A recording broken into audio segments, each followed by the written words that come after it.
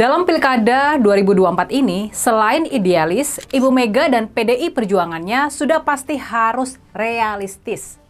Mereka ini bukan lagi partai penguasa. Dan sekarang ini ada gerakan dari partai-partai lain buat tidak berkoalisi dengan PDI Perjuangan, buat mengucilkan PDI Perjuangan, buat nggak mendukung calon-calon dari PDI Perjuangan. Mereka semua tampaknya masih takut sama Pak Jokowi. Makanya nih, Ibu Mega pastinya harus sangat hati-hati dan cermat dalam memainkan dua kartu truf yang ada di tangannya, yakni tiket buat mengajukan pasangan calon tanpa harus berkoalisi di Sumatera Utara dan di Jawa Tengah.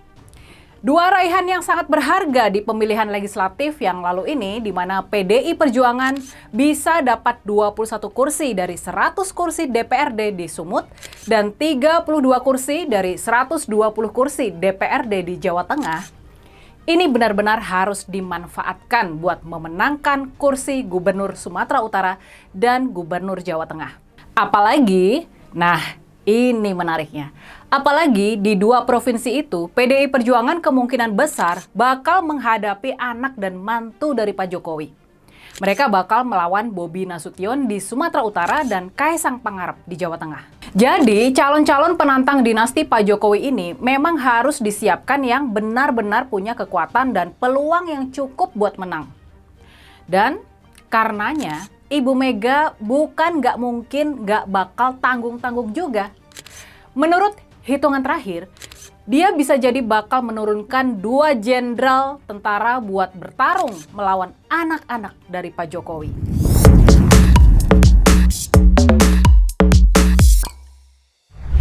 Akhir minggu lalu, sebuah foto muncul di akun Instagram Bang Adian Apitupulu, Ketua Tim Pemenangan Pilkada Serentak PDI Perjuangan.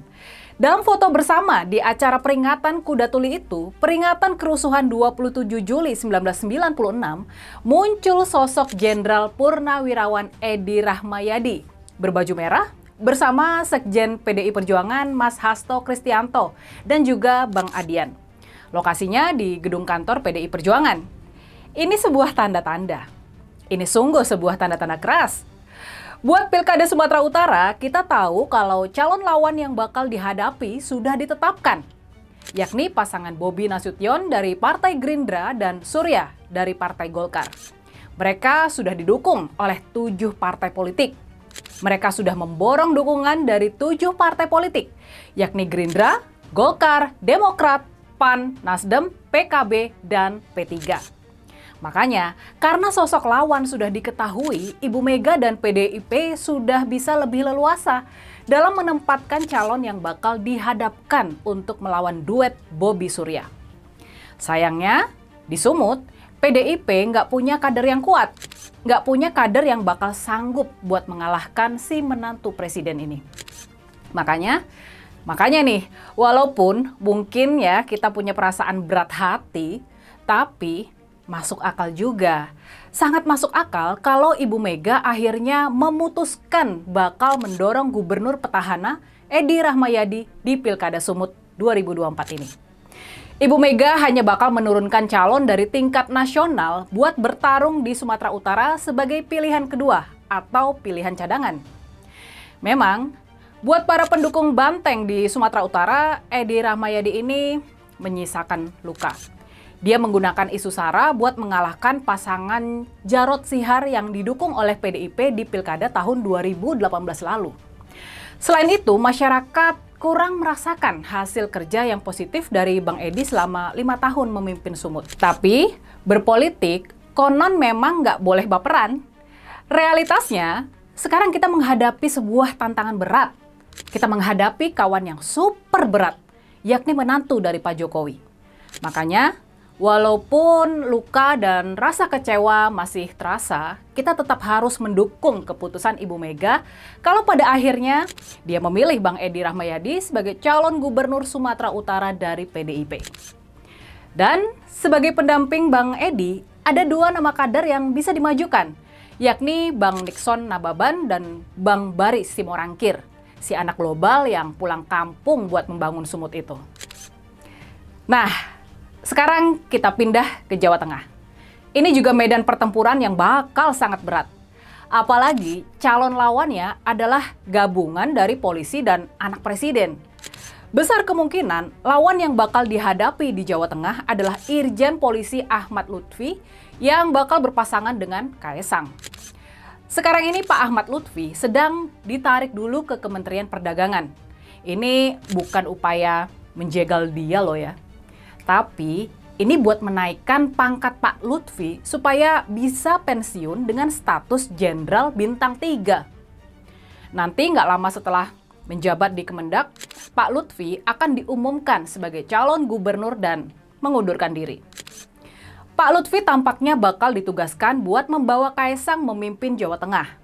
Mereka bakal dipasangkan sebagai duet Cagup dan Cawagup. Nanti setelah menang, setelah beberapa tahun memimpin, bisa saja Pak Lutfi ini diangkat ke pusat, menjadi menteri, wakil menteri atau kepala lembaga, supaya Kaesang bisa otomatis naik jadi gubernur. Konon, ya begitulah skenarionya ya.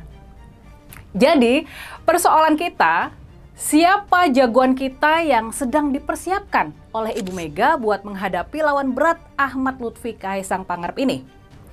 Menurut hitung-hitungan terbaru, tampaknya di Jawa Tengah, Ibu Mega juga akan mempercayakan pertempuran kepada seorang jenderal tentara, yakni Pak Andika Perkasa, mantan Panglima TNI yang sejak pensiun sudah menjadi kader dari PDIP.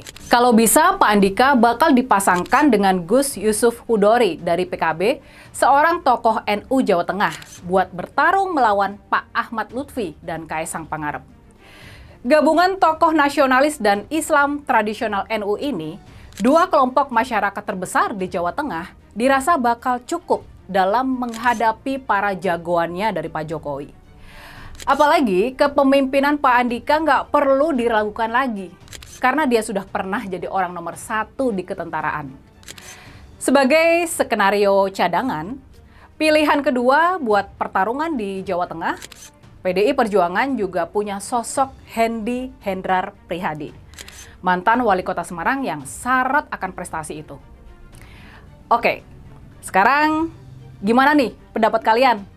Apa komen kalian terhadap pilihan-pilihan realistis dari Ibu Mega ini dalam menghadapi politik dinasti Pak Jokowi? Gimana pendapat kalian? Mau tetap mendukung kan ya? Tetap bersemangat dan jangan pernah lelah untuk mencintai Indonesia.